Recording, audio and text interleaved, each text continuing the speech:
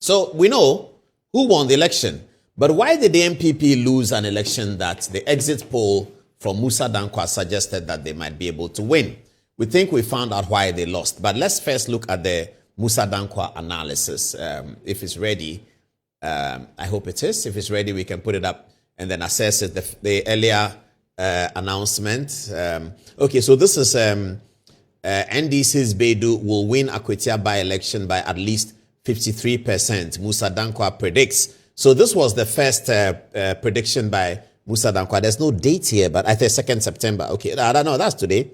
That's today. Anyway, so I'm sure that Ghana Web was reproducing what Musa Dankwa had said. NDC's Beidou will win Akwatia by-election by 53%, says Musa Dankwa. And then let's look at the exit poll. So in the exit poll, Musa Dankwa put this up. Party affiliation, Akwatia exit poll. What is an exit poll, by the way? I remember many years ago, I was talking to a journalist and she said to me that she was not sure what an exit poll was and we had a big fight. Anyway, the exit poll is when people have voted and they come out and then you ask them, who did you vote for? Or which party did you vote for? And then they tell you, I voted for this party or I voted for that party. You have to trust that they are speaking the truth. In America, exit poll is very, very important because almost every voter tells them the truth and they are not afraid to share their voting preference. In Africa, because of our nascent democracy is still very new, and because we are coming from military coup d'etats and we are coming from don't keep quiet, if you say they'll come and arrest you, blah, blah, blah. And so people don't really vouch out and give the information that I voted for this or I voted for that. We all try to be neutral when we go into the poll. We don't want to say we are NDC or NPP. We just want to say we are nice, neutral people. There's nobody who is neutral anywhere. You can be NDC today and NPP tomorrow. That's very allowed. In fact, that is the independence of the voter. That today I vote here, tomorrow I vote here, depending on what they are telling me. That's really proper democracy. When you get to that stage where you have 30% of voters who voted the last time to the left are voting to the right and vice versa, that's when you have real democracy. But here in our society, we are just getting there. So I was delighted that Musa Dankwa was able to put up an exit poll. This is the exit poll that he showed. NPP, 51% of people who were polled, he doesn't give us all the details, but people who were polled said 51% said NPP was going to win.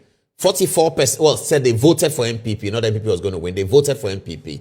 44% said they voted for NDC. Now, this is the exit poll that threw the NPP into the frenzy sometime around 3 o'clock, 4 o'clock, 5 o'clock, towards the end of voting when this exit poll came out today. Now, 3% of the people told Musa Dankwa that they were floating voters, and then the other parties were 2%, and the non-disclosed was 1%. So this exit poll suggested to the observers that the New Patriotic Party were most likely going to pick up the seats by something like 51%. Mr. Dankwa had predicted earlier that 53% was going to the NDC, but he gave the exit poll to the NPP. The results comes and the NDC has won very close to the original prediction. What do we do with this exit poll? What shall we say it was? Were the people telling him something wrong? Was he doing guesswork? What was the exit poll about? But ultimately, the NDC won. Why did the NPP lose the election and why did the NDC win the election?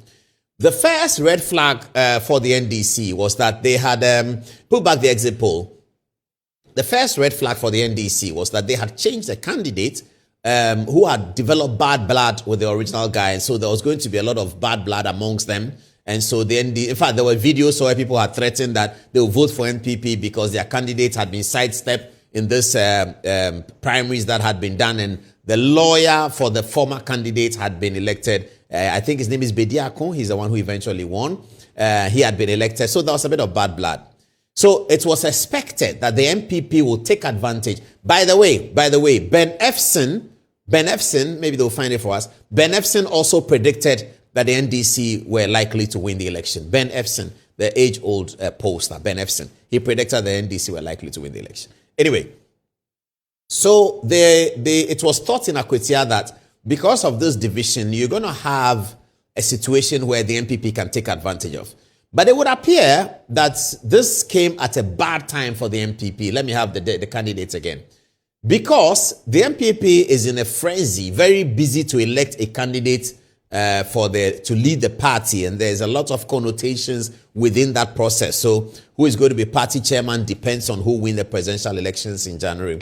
Who is going to be general secretary depends on who wins the presidential elections in January. Who and whom are going to form the national executive of the NPP depends on who wins the elections in January. Who is going to be regional chairman depends on who wins the elections in January. So almost everything in NPP depends on who wins the elections in January. I spoke to one of the important candidates here, and he told me, I asked him that what's happening in Akwatia, and he said, I don't know. Nobody is telling me anything. Nobody has said we should come. Nobody. That's what he was telling me.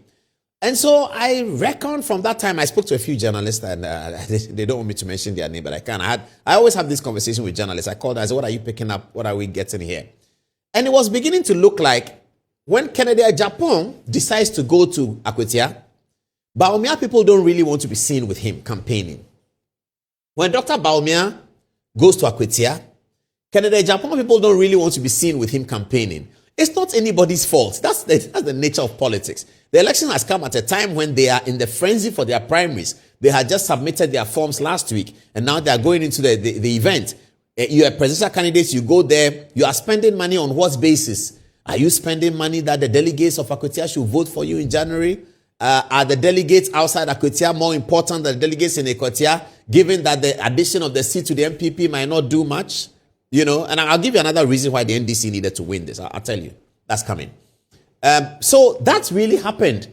And as I was watching the campaign, and I had people in Akwatia, when was it, Friday, and I asked them to check. I was watching the campaign, it was beginning to look like that. Kwabene Japan, for instance, didn't find his way there at all, because he's going to make a calculation. So I go to Akwatia, a seat that doesn't add, doesn't subtract. And I go and spend money with delegates, and then they vote for the NPP candidate. Will they necessarily vote for me at the presidential primaries in 31 January? They might not. So he looks at it and says, Charlie, look, it's Akwatia matter. Let us slip. Now, the leadership of the party, who are now in the leadership, that is Henry Adom-Otchere, very hardworking. Justin Kodria, very hardworking. Chairman Bute is representing the chairman. In fact, the chairman is not opposed. He's not feeling too well. So there are people who are challenging Justin Kodria. They want to become the general secretary instead of Justin Kodria sometime after January next year. They are not going to marshal their support and join a campaign that Justin Kodria, in his capacity as the incumbent general secretary, is running, so that the seat is won. Kodria looks good, and then he probably picks up an edge as a result of Akwatia over the other person who wants to be general secretary. So all of these underlying factors were big in the NPP campaign. It was so the NPP could not gather themselves together to take advantage of the division in the NDC. And then you saw the NDC with the government machinery effectively used. Julius Debra, the chief of staff, went there on his own with the Eastern Region appointees. Johnson Asiedu Ketia and the rest went in. Now, they went in to fight, and they had the resources. The national security, Richard Jakpa and co. were all seen in Akwatia. So this is the explanation from our perspective, and you can disagree with it. That's very fair. From our perspective, that's what it looks like, but you can think about it and see. So Brian Achampong goes to Akwatia, and he's in two minds. Should I go and spend 100,000 cedis in Akwatia? How will that 100,000 cedis inure to my benefit in January? Is it money thrown away? Maybe yes, maybe no. If we win Akwatia and the guy comes to parliament and we are 88, so what has happened? So this was a problem. And so I believe that this came at a bad time for the NPP, and no leadership at the top.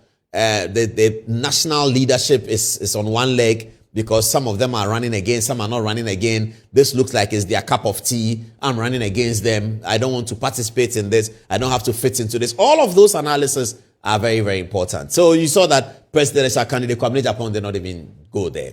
Dr. Mahmoud Bawumia did quite a bit of work there. He went there more than once. But if Dr. Bawumia is going, and he's not going as a leader of the NPP, and he's going as one of the candidates for January, will I join him if I'm in Kennedy Japan's camp? Will I say, Bawumia is coming? No. So Bawumia goes with his people in Bawumia camp. Kennedy Japan goes with people in Kennedy Japan camp and try and rack up some support in some parts where he's confident that the delegates and the polling station executives are going to vote for him. So it was really a big crisis period, and that is why the NPP were hoping that the NDC does not contest, because this was going very difficult. At the time when it's coming, it's very, very, very, very difficult for them. And that's what happened, and that's what reflected in the results, except that we still don't understand how the exit poll showed such a big lead for the NPP, and eventually by the time the results were counted, the NPP had lost the election. So what shall I say to these men? Okay, congratulations for all of you. Dr. Osei Aweduchum also went in there. He went to Akwatia to do his bit. But again, if Osei Aweduchum is going, Brian Achampong's people are not going to go with him. If Brian Achampong's people are going, they're not going with him. This one is going, this one is not going to go with him. But after January, they have one leader, and there's a timetable for national officers. National officers are elected, and they have formed one unit together. It is only then that we can test the formidability of the NPP, whether they've risen up from the doldrums of the 41% or whether they are going even further down. There's more time to look at that.